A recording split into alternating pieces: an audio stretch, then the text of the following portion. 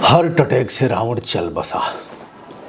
विजयादशमी का त्यौहार अभी आने ही वाला है, उसके पहले ही रावण चला गया। जी हाँ, हम उस लंकेश की बात नहीं कर रहे हैं जिसके बहन की नाक कान काट दी गई थी और जो मंदोदरी का पति था, जो भगवान शिव का भक्त था। उस रावण की बात मैं नहीं कर रहा हूँ। इस रावण की बात कर रहा हूँ जिसे करोड़ों करोड़ लोगों ने देखा, यानी 10 करोड़ लोग देखते थे उस रावण को। उस रावण की बात कर रहा हूँ। नाम है अरविंद त्रिवेदी। अब हमारे बीच नहीं रहे। रामायण के जनप्रिय कलाकार और 1991 में जो लोकसभा के सदस्य निर्वाचित हुए थे, तमाम लोगों की जमानत जब्त हो गई थी। उस अरविंद त्रिवेदी की बात कर रहा हूँ। वह कड़कड़ाती हुई आवाज़। अरविंद त्रिवेदी एक बड़े कलाकार थे टीवी सीरियल के और फिल्मों में, गुजराती और हिंदी फिल्मों में उन्होंने काम किया। विक्रम बेताल में काफ़ी लोकप्रिय हुए वह। और अरविंद त्रिवेदी अब हमारे बीच नहीं रहे। आज उनका दाह संस्कार मुंबई में किया जा रहा है। कांदीवली में उन्होंने अंतिम सांस लिया हार्ट अटैक से। रावण हार्ट अटैक से मरेगा, विश्वास नहीं होता। देखने में वह रोबदार मूछें और ऐसी कड़कड़ाती आवाज़, वह देखने में जितने भयावह लगते थे उतने ही भीतर से अच्छे थे। अरुण गोविल को मैंने एक बार देखा, बता रहे थे कार्यक्रम में कि हमारा नाम उन्होंने कभी नहीं लिया। अरुण गोविल वही जिनका यूट्यूब पर चैनल भी है और वह श्री राम के किरदार थे। उन्होंने कहा कि हमारा नाम कभी त्रिवेदी जी ने नहीं लिया, हमेशा प्रभु कह करके बुलाते थे। प्रभु, आदेश करिए प्रभु। तो अरविंद त्रिवेदी जी बड़े सरल थे। 1991 में जो लहर थी भाजपा की, उसमें वह लोकसभा के सदस्य बने। दीपिका चिखालिया जो सीता की भूमिका में थी, वह भी लोकसभा में उन्हें जाने का अवसर मिला। रह गए बेचारे राम जी बेचारे नहीं पहुंच पाए। भाजपा से उनकी नज़दीकियां भी हैं। अरुण गोविल अत्यंत लोकप्रिय कलाकार रहे रामायण सीरियल के। रामानंद सागर ने जो बनाया था। दोपहरी थम जाती थी, जैसे दोपहरी क्या, हमें लग रहा है 9:30 बजे के लगभग ये आता था। और 1987 से लेकर के 1988 तक यह 25 जनवरी को शुरू हुआ था 1987 को, और 31 जुलाई 1988 को इस सीरियल का अवसान होता है। कोरोना काल में पिछले साल फिर यह सीरियल चलाया गया, काफ़ी लोकप्रिय हुआ। एक बार रावण लोगों के ज़हन में, रावण एक ऐसे पात्र थे और सच में अगर देखा जाए तो अरविंद त्रिवेदी से बढ़िया रावण का कोई रोल कर नहीं सकता था। अगर हनुमान की भूमिका में देखा जाए तो दारा सिंह से परफेक्ट कोई हो नहीं सकता। इतनी बढ़िया भूमिका निभाया था उन्होंने रामायण सीरियल में। और जाने दोस्तों, वह रविवार का दिन सड़कें सूनी हो जाती थी। नहीं दिखता था कोई मोटरसाइकिल, नहीं दिखता था कोई 4 पहिया वाहन, नहीं दिखाई देते थे लोग साइकिल से, पैदल। उस दिन अगर कोई काम होता था, चरवाहे गाय भैंस उस दिन रामायण सीरियल के बाद लेकर के जाते थे। खेती का काम ठप हो जाता था। दौड़ते हुए लोग सिवान से, खेतों से आ रहे हैं, भैया अभी शुरू नहीं ना हुआ है, ऐसे पूछते थे। मेरे भी ससुराल से टीवी मिली थी और हमारे यहाँ भी बड़ी खंभिया थी, यानी 2-2 डबल ऐसे खंभिया थी, दालान। वह भर जाता था, लोग देखने आ जाते थे। यदि लाइट नहीं होती थी तो खूब सरकार को लोग गाली देते थे, विभाग को गाली देते थे। और टीवी के सामने भी अगरबत्ती जलाई जाती थी, ऐसा भी था। हमारी बुआ जी अन्न पानी छोड़ दी थी। अब बताते हैं कब। जब लक्ष्मण जी को शक्ति लगी, तो चूँकि जो आता था सीरियल, तो अब लक्ष्मण जी की शक्ति ख़त्म नहीं हो पाई, शक्ति तो लग गई। अब शक्ति लगी तो तमाम साधु महात्माओं ने, ऐसे तमाम जो धार्मिक मान्यताओं का पोषण करने वाले हैं, जो उसमें विश्वास करने वाले हैं, अतिशय प्रीति करने वाले हैं, उन लोगों ने सत्याग्रह क्या माने, उन लोगों ने, कुछ लोगों ने जल लिया, अन्न का त्याग किया। और जब शक्ति ख़त्म हुई तब उन लोगों ने, हमारी बुआ भी ऐसे ही की, वो अभी छोड़ दी। हम लोग बड़ा समझाए कि अरे वो असली नहीं है, तो वह नाराज़ हो जाती थी। उन्होंने भी छोड़ दिया था, पानी पीती थी और 1 सप्ताह बाद उन्होंने अन्न ग्रहण किया, फलाहार लेती रही होंगी। ऐसे ही जब नाग पास में बंधे थे श्री राम और लक्ष्मण, तो उस समय भी लोगों ने अन्न जल छोड़ दिया था कि नागपास में मेघनाथ ने बांधा है। अब यह है क्या, दशहरा आने वाला है, फिर रावण जलाया जाएगा। रावण तो अब मैं नहीं जलाऊंगा भैया, मैंने तय किया है, इसलिए कि नहीं कि रावण ब्राह्मण था, यह सब कोई विषय नहीं है। लोग, बहुत से लोग कमेंट करेंगे कि अच्छा रावण ब्राह्मण था ना, तो आप तो ऐसे करेंगे ही। अब रावण से बड़े तो एक एक दल में तमाम नेता हैं और रावण को बहुत पीछे छोड़ देंगे। रावण की बहन अगर रावण नहीं होता तो राम नहीं होते। रावण ने राम की प्रासंगिकता को वैश्विक स्तर पर उजागर किया, प्रतिष्ठापित किया, और राम की जो उपादेयता है उसे समाज के सामने रावण ने ही लाया। रावण का होना जरूरी है। यदि राम बनना है तो रावण तो रहना ही चाहिए।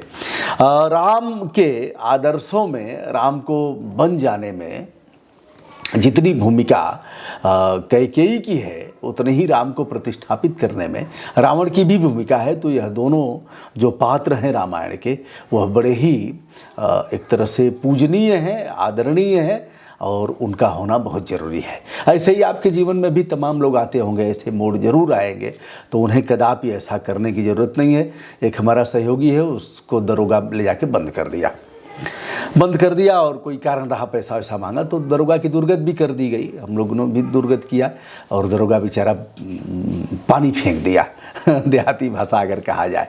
अब वह दरोगा के पीछे पड़ गया, अब वो यूट्यूबर भी हो गया। हमने कहा बेटा, दरोगा ने तुम्हारा जीवन संवार दिया, तुम तो कहाँ बैठे थे और दुकान करते थे। तो दरोगा को छोड़ दो, क्षमा करने योग्य है। बहरहाल होना भी क्या है, किसको फांसी होनी है। बहरहाल जांच चली और लगभग पटाक्षेप हो गया। हमने कहा बेटा, तुम्हारे जीवन में इस दरोगा ने आमूल चूल परिवर्तन लाया। तो हम बात कर रहे हैं अरविंद त्रिवेदी की। जब पहली बार एक ऐसा प्रसंग मानस में आया है, जब पहली बार रावण सोया नहीं है। रावण इसलिए नहीं सोया कि जब शूर्पणखा का नाक कान काटा जाता है तो शूर्पणखा जाती है खर और दूषण के पास, दोनों मारे जाते हैं उस युद्ध में।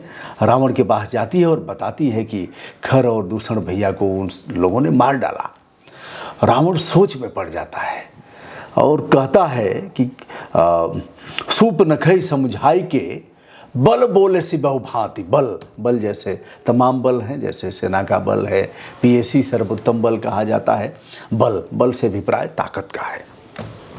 गोस्वामी जी ने बल का प्रयोग बहुत पहले ही कर दिया था। शूर्पणखा समझाई के बल बोले सी बहुभांति, बहुत तरह से समझाया और कहा गयो भवन, अपने भवन जाता है, अति सोच बस, सोचता है, नींद पर ही नहीं रात, पूरी रात सो नहीं पाता है। कहता है कि खर दूषण मोइसम बलवंता, ये तो हमारे समान ही बलवान थे खर और दूषण, जितिन ही को मार ही बिनु भगवंता, उनको तो नारायण ही मार सकते हैं। उसने कहा कि भजन न हो ही तामसी देहा, जो भगवंत लिन अवतारा, अगर सच में भगवान ने अवतार लिया है तो भजन न हो ही तामसी देहा, तामसी शरीर से, यानी मैं राक्षस हूँ और भजन तो नहीं कर पाऊँगा। तो एक रास्ता है, या तो भजन करूँ, भजन कर नहीं पाऊँगा। दूसरा रास्ता है कि युद्ध करूँ, डट करके ललकारूँ मैदान में।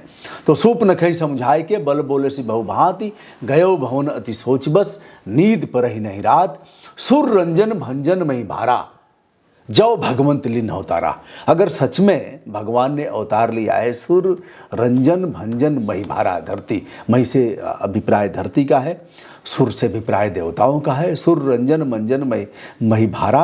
अगर धरती का भार उतारने के लिए आसुरी प्रवृत्तियों का प्रकोप है धरती पर, तो अगर उनसे मुक्त करने के लिए जो भगवंत लिन अवतारा, यदि भगवान ने अवतार लिया है, तब करूँगा क्या, तो मैं जाई बैर हठ करी हूँ, हठ पूर्वक उनसे दुश्मनी मोल लूँगा, और प्रभु सरते भवसागर तरी हूँ, भगवान के बाण से मैं उस पार को चला जाऊँगा। वाल्मीकि रामायण और रामचरितमानस में, राधे श्याम में यह प्रसंग तो नहीं है, लेकिन किन्हीं न किन्हीं रामायणों में यह प्रसंग भी है कि रावण जब सेतु बंध रामेश्वरम में जब पुल बांधा जाना था, जिसके अवशेष आज भी दिखाई देते हैं, तो उस समय पूछा गया कि सबसे अच्छा पुरोहित कौन होगा। जामवंत जी ने बताया कि सबसे अच्छा पुरोहित तो रावण ही है, रावण से बड़ा विद्वान कोई नहीं है। रावण को बुलाएगा कौन? जिम्मा दिया गया जामवंत जी को कि आप और रावण के दादा मित्र थे। जामवंत जी जाते हैं, रावण बड़ा सत्कार करता है, पूछता है प्रयोजन बताइए जामवंत जी।